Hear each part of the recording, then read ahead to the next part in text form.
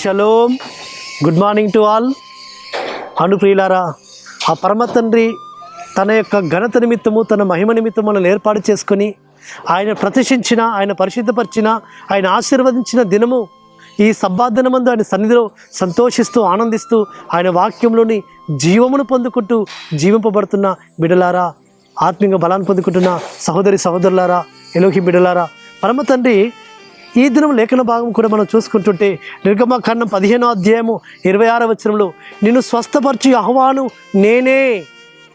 అవును, ఆయన రఫాగా మనకున్నాడు. ప్రియులారా, ఆ పరమ తండ్రి ఆయన మనల్ని స్వస్థపరుస్తానంటున్నాడు. ఎప్పుడు మనం స్వస్థపరుస్తాడు? ఆయన ఆజ్ఞలకు మనం విధేయులమై ఆయన కట్టలను అనుసరించి ఆయన దృష్టికి మనము నీతిగా న్యాయంగా మనం నడుచుకుంటూ వస్తుంటున్నప్పుడు, ఆయనకు ప్రీతికరంగా మనం జీవిస్తూ వస్తుంటున్నప్పుడు, ఆయనకు మహిమకరమైన జీవితము మనం జీవిస్తూ వస్తుంటున్నప్పుడు, ఆయన దృష్టిలో మనం న్యాయంగా కనబడుతూ వస్తుంటున్నప్పుడు ఆయన మనల్ని స్వస్థపరుస్తాడు. కాబట్టి ఈ లోకంలో ఏ వైద్యుడు కూడా స్వస్థపరచలేని స్వస్థత ఆయన స్వస్థపరుస్తాడు సుమా. కాబట్టి ఈ లోకంలో వైద్యశాస్త్రమునకు వైద్యులకు అందని ఆ యొక్క స్వస్థత, ఎందుకంటే డాక్టర్లు వాళ్ళు ట్రీట్మెంట్ చేస్తారు కానీ స్వస్థపరచరు. పరమతన్ని స్వస్థపరిచేది. అందుకే డాక్టర్లు అంటారు, అయ్యా మేము మీకు ట్రీట్మెంట్ ఇస్తాము కానీ స్వస్థత ఆయన చేతుల్లో ఉంది అంటారు. కాబట్టి స్వస్థపరిచే నాథుడు ఆయన, మనల్ని బాగు చేసే నాథుడు ఆయన. కాబట్టి అందుకే ఆయన ఏమంటాడంటే, నీకు ఆరోగ్యమును స్వస్థతను మరలా రప్పించుచున్నాను. అవును, పరమతండ్రి మన శరీరంలో ఉన్న అనారోగ్యతలన్నీ, అరోగములన్నీ, ఆ బలహీనతలన్నీ తీసివేసి స్వస్థపరిచే నాథుడు ఆయన. ఎందుకంటే ఆయన పొందిన దెబ్బల ద్వారా మనకు స్వస్థత కలుగుతుంది. ఆయన కార్చిన రక్తములో స్వస్థత ఉంది.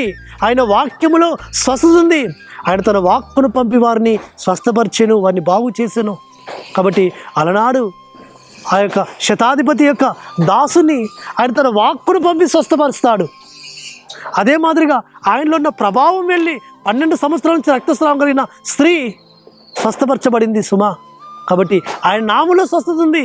పేతురు యోహానులు ఆలయం ముందు కూర్చున్న ఆ యొక్క కుంటివాడిని నజరేయుడైన యెహోవా నామమున లేచి నడుమని చెప్పగానే వాడు స్వస్థ పొందుకొని లేచి నిలిచి వాడు గంతులు వేస్తూ ఆలయంలోకి వెళ్ళి ఆరాధిస్తున్నాడు. ప్రియులారా, ఆయన నామములో స్వస్థత, ఆయన రక్తంలో స్వస్థత, ఆయన వాక్కులో స్వస్థత, ఆయన యొక్క నీతిలో, ఆయన యొక్క ధర్మములో, ఆయన యొక్క వాక్యములో స్వస్థత ఉంది సుమా. కాబట్టి ఆయన స్వస్థత పొందుకోరినట్లయితే ఆయన రక్తంతో కడగబడి ఆయన యొక్క నామమును ఒప్పుకుంటూ స్తుతిస్తూ ఆరాధిస్తూ ఆయనకు ప్రీతికరమైన జీవితం జీవించు. మన ప్రవర్తన ఆయనకు ప్రీతికరం అవుతున్నప్పుడు, మన ప్రవర్తన ఆయన దృష్టిలో న్యాయంగా కనబడుతూ వస్తున్నప్పుడు ఆయన మనల్ని స్వస్థపరుస్తాడు సుమా. కాబట్టి నేను వారి ప్రవర్తన చూచితిని, వారిని స్వస్థపరచుదును అన్నాడు. ఆయనే తన దూతలను పంపి, తన దూతైన రఫాయిల్ని పంపి ఆయన స్వస్థపరుస్తాడు. ఆయన చేతులు చాపి, ఎందుకంటే ఆయన చేతులే స్వస్థపరుస్తాడు. అట్టి స్వస్థాన్ని మనకు అనుగ్రహించి మనల్ని బలపరచును గాక. ప్రార్థన చేసుకుందాం. పరలోకమందున మా తండ్రి, సర్వోన్నతుల జీవాధిపతి, నిన్ను స్వస్థపరిచి యెహోవా నేనే అన్నావు.